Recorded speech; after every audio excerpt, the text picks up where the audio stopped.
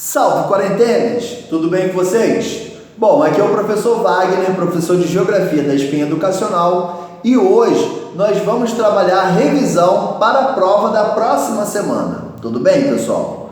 Galera, vocês já sabem que essa prova é referente ao primeiro bimestre, ou seja, nós vamos trabalhar aqueles primeiros conteúdos, tá bom? Aqueles conteúdos que a gente abordou antes da pandemia, tá bom? Capítulo 1, capítulo 2, 3 e 4, beleza? Bom, para que o vídeo não fique muito longo, eu já vou começar com o primeiro tema, que fala sobre os relevos, tá bom?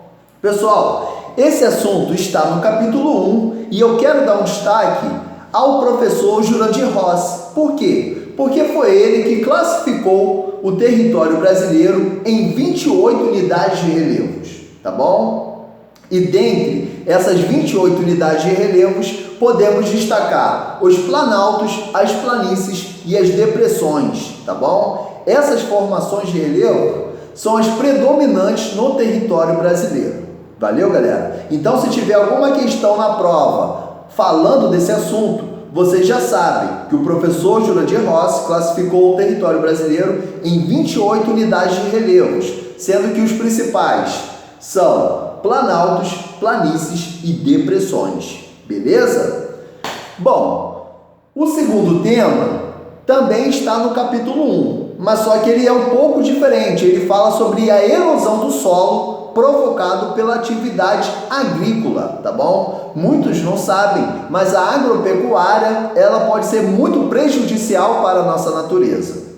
Então, quando há uma intensa atividade agropecuária em determinado ponto, em determinado espaço, pode provocar a erosão do solo. E essa erosão do solo vai acarretar em quê? Na perda do solo, na perda da sua fertilidade, no assoreamento dos rios e nas enchentes, tá bom? Então, a atividade agropecuária provoca a erosão do solo, que acarreta o quê? A perda do solo, a perda da fertilidade, o assoreamento dos rios e as enchentes. Esse assunto pode ser encontrado também na página 20 do capítulo 1, beleza?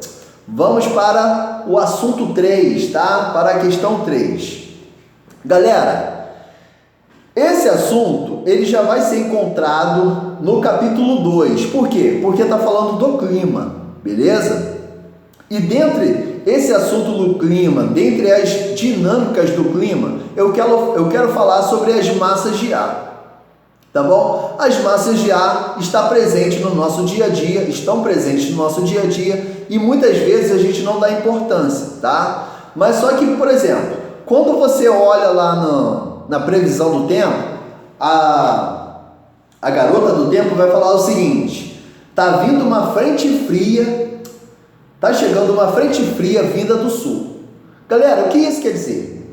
Que essa frente fria, essa massa de ar, ela se formou na região sul do país. E como a região sul do país é conhecida pelas baixas temperaturas, significa que quando essa frente fria chegar ao sudeste brasileiro, vai trazer consigo o quê? Baixas temperaturas, tá? Ou seja, as massas de ar levam consigo as características dos seus locais de origem, modificando então a temperatura, as condições do tempo dos locais, pelos locais por onde ela passa, tá bom? Mais uma vez, as massas de ar, elas levam consigo as características do local de origem. Então, se esse local de origem for um local frio, como é a região do sul do Brasil, quando essa massa de ar chegar ao sudeste brasileiro, vai levar consigo o quê? Baixas temperaturas. Tudo bem, pessoal? Quem quiser saber um pouco mais sobre esse assunto, basta consultar a página 27, que vocês vão saber um pouco mais, tirar suas dúvidas sobre esse assunto, tá bom? Galera, na questão 4, será abordado o quê? A degradação que a Amazônia e a Mata Atlântica vem sofrendo ao longo do tempo, tá bom? Muitos não sabem, mas a Mata Atlântica e a Amazônia sofreram e ainda sofrem com o processo de desmatamento.